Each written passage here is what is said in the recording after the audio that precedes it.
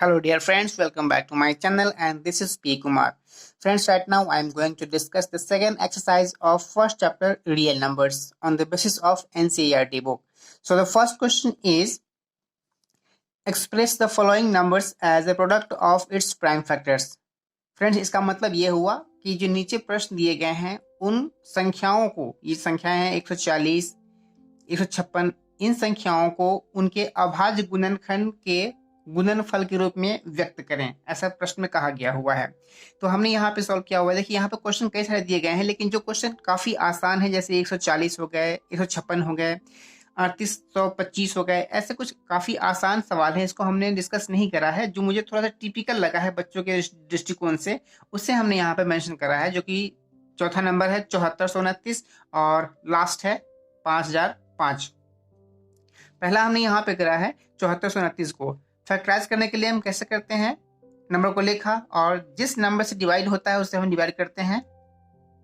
तो यहाँ पर जो ऐसे नंबर्स होते हैं जहाँ पर सिंपली नंबर से डिवाइड नहीं होता है, तो यहाँ हम चेक करने के लिए कि किस नंबर से डिवाइड होगा, हम लगाते हैं लॉ ऑफ डिविजिबिलिटी।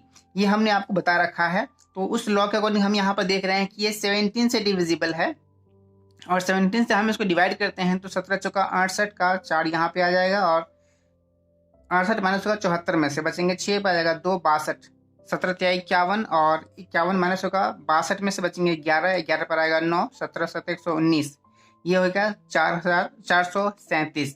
अगेन हम इसको डिवाइड करेंगे 19 से, तो 19 दूना 38, 43 माइनस 38 5 होगा, 5 पर आएगा 7, 57, 19 57 और ये वापस 23 से कट जाएगा, हमें बचेगा 1। क्लियर है। अब इनको हमें निकला है प्रोडक्ट के फॉर्म में, तो हम यहाँ लिखते हैं 74 29 इज इक्वल टू 17 गुने 19 गुने 23। तो यही हमारा सोल्यूशन होता है। जो नेक्स्ट क्वेश्चन है 5005, इसको हम, चूंकि यहाँ पर 5 दिख रहा है तो इसको हम 5 से डिवाइड कर सकते हैं और ये हो जाएगा। तो 5 से इसको हमने करा, आ गया 1001। अगेन हमने इसको 11 से करा तो ये हो जाएगा 11 99, 100 में से 11 99 बच गया, एक पर आ जाएगा 11, 11 कहीं 11 91। अगेन हम ये देख रहे हैं कि ये 7 से डिविजिबल है, तो 7 पे हमने इसको करा, 13 टाइम्स में ये डिवाइड हो गया। अगेन हमने 13 को 13 से करा तो ये सिंगल टाइम में डिवाइड हो गया। अब ये जो फैक्टर हुए इसके, ये हो गया 5 11 7 13। हमने यहाँ पर इसको ऑर्डर में ला करके मल्टीप्लाई कर दिया है। 5005 is equal to 1 into 5 into 7 into 11 into 13। ये 1 है, ऑप्शनल है, आप चाहे दे सकते हैं चाहे तो ना भी दे, क्योंकि 1 से किसी मल्टीप्लाई करने पर किसी भी नंबर में कोई डिफरेंस नहीं आता है। नेक्स्ट क्वेश्चन है सेकंड नंबर। यहाँ पर ये कहा गया हुआ है, find the LCM and HCF of the following pairs and verify LCM into HCF is equal to n1 into n2। इसका मतलब ये हुआ कि जो नीचे पेयर दिए गए हैं, जो नीचे जोड़ी दी गई है, इनका एलसीएम और एचसीएफ फाइंड कीजिए और एलसीएम एचसीएफ फाइंड करने के बाद इस रिलेशन को सेटिस्फाई कराइए, मतलब चेक कीजिए कि इसको सेटिस्फाई करता है या नहीं। ये क्या relation, LCM into HCF is equal. आइए अब रुक करते हैं थर्ड क्वेश्चन की। थर्ड क्वेश्चन कह रहा है, find the LCM and HCF by using prime factorisation, और यहाँ पर आपको ट्रिपलेट दिया गया हुआ है। लास्ट क्वेश्चन में डबलेट था, मतलब पेयर था, यहाँ पे ट्रिपलेट है, मतलब 3 संख्याओं का युग्म है। जो अगर हम पहला नंबर ले रहे हैं तो इसमें है 12 15 21। ठीक है, हमने यहाँ पे 12 को फैक्टराइज करा है, 2 गुने 2 गुने 3। अगेन 15 को फैक्टराइज करा है, 3 गुने 5 गुने 1। अगेन 21 को फैक्टराइज करा है, 1 गुने 3 गुने 7। हमें एचसीएफ फाइंड करना है और एचसीएफ एलसीएम फाइंड करना है। एलसीएम और एचसीएफ के लिए हमने पहले यहाँ पे कैलकुलेट करा है एलसीएम। एलसीएम के लिए हम क्या करते हैं कि जो कॉमन है वो तो हम लेंगे ही, साथ में जो रह गया अलग है वो भी हम ले लेंगे। तो हम यहाँ पर देख रहे हैं कि 3 यहाँ भी है, 3 यहाँ भी है, 3 यहाँ भी है, मतलब 12 15 और 21 तीनों में 3 आ रहा है, तो हमने 3 को यहाँ पे मेंशन कर लिया। इसके अलावा क्या रह गया, तो 12 में 2 टाइम्स 2 है, लिख दिया हमने। 15 में सिंगल टाइम 5 है, लिख दिया हमने, और 21 में सिंगल टाइम 7 है, लिख दिया हमने। अब इनको हम मल्टीप्लाई करते हैं तो जो इनका प्रोडक्ट आता है वो है 420, मतलब इसका एलसीएम हो गया 420। यानी 420 वो संख्या है जिसमें हम 12 15 और 21 सबसे भाग दे सकते हैं। नेक्स्ट है इसका एचसीएफ। HCF के लिए हम क्या करते हैं, जो कॉमन होता है सिर्फ वो लेते हैं। तो कॉमन के लिए हम यहाँ पे ऑलरेडी देख रखा हुआ है कि यहाँ भी 3 था, 3 और 3, सिर्फ 3 ही ऐसा है जो तीनों में कॉमन है, तो हम 3 यहाँ पे लिख दिए। ये हो गया हमारा HCF। ठीक है, अब इसमें हमें वेरीफाई नहीं करना है, तो हमारा आंसर हो गया यहीं पर। एक और क्वेश्चन हमने यहाँ पर लिया है 17, 23 और 29। तो इनका जो फैक्टर होगा 1 × 17 होगा, 23 का 1 × 23 होगा, एंड 29 का हो जाएगा 1 × 29। अब इनमें हम कॉमन देख रहे हैं कि 1 1 1 है, तो HCF हो जाएगा इसका 1 और LCM हो जाएगा इन तीनों का प्रोडक्ट, जो कि हो रहा है 11339। यही इसका आंसर है। क्लियर है। नेक्स्ट है इसका जो 4th क्वेश्चन है, ये भी बहुत इंटरेस्टिंग क्वेश्चन है, बहुत काफी सिंपल क्वेश्चन है। ये सिंपल में इंटरेस्टिंग है, मजेदार सवाल कहेंगे इसको।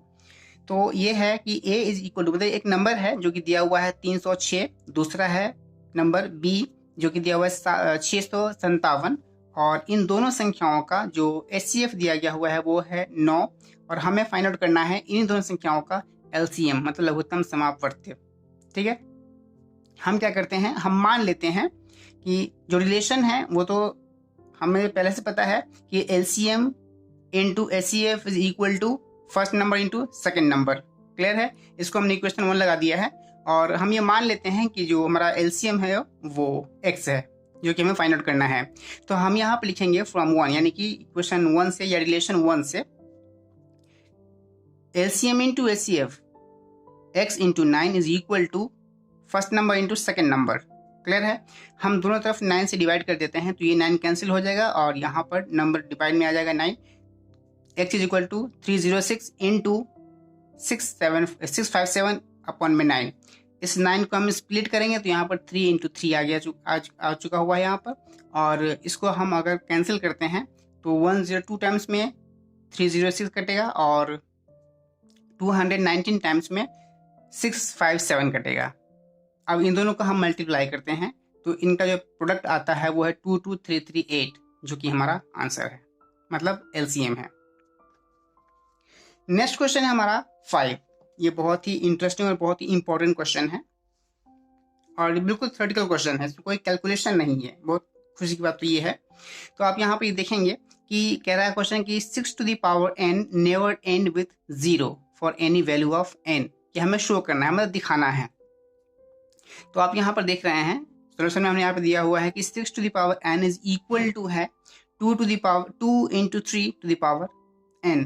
इसको आप चाहें तो ऐसे भी लिख सकते हैं कि 2 to the power n into n into 3 to the power n, ये दोनों इक्वल है। तो फ्रेंड्स हम यहाँ पे जानते हैं कि जब किसी कंपोजिट नंबर के प्राइम फैक्टराइजेशन में अगर 5 और 2 का कॉम्बिनेशन होता है तो उस नंबर में 0 भी इन्वॉल्व होता है वंस प्लेस पे।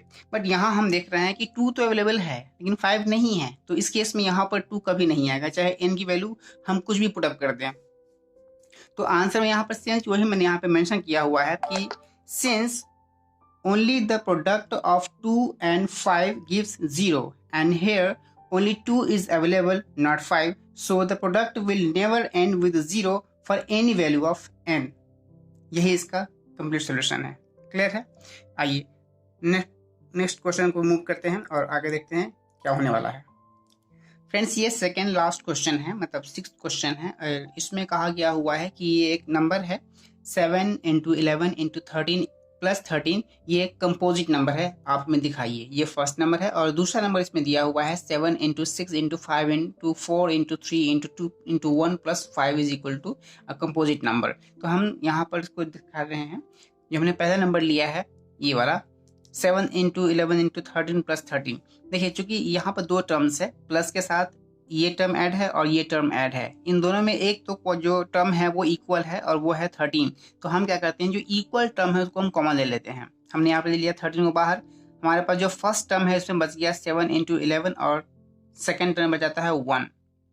चूँकि जो भी था हमने कंप्लीट बाहर ले लिया है कॉमन में। अब इनको हम अगर मल्टीप्लाई करते हैं तो 7 into 11 77 प्लस 1 78, यानी कि 13 into 78। तो आप यहाँ पर देख रहे हैं कि 2 फैक्टर हो गए इसके, और जैसे ही फैक्टर 1 मोर देन 1 होता है तो उस नंबर को हम बोलते हैं कंपोजिट नंबर। तो ये हमारा कंपोजिट नंबर हो चुका हुआ है। अब इसके ऊपर आप इसको चाहें तो फैक्टराइज कर सकते हैं, ये ऑप्शनल है, ठीक है। बाय द वे हमने यहाँ पे कर दिया है, बट कोई ज़रूरी नहीं है इसका।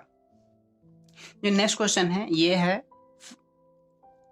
7 into 5 6 into 5 into 4 into 3 into 2 into 1 plus 5।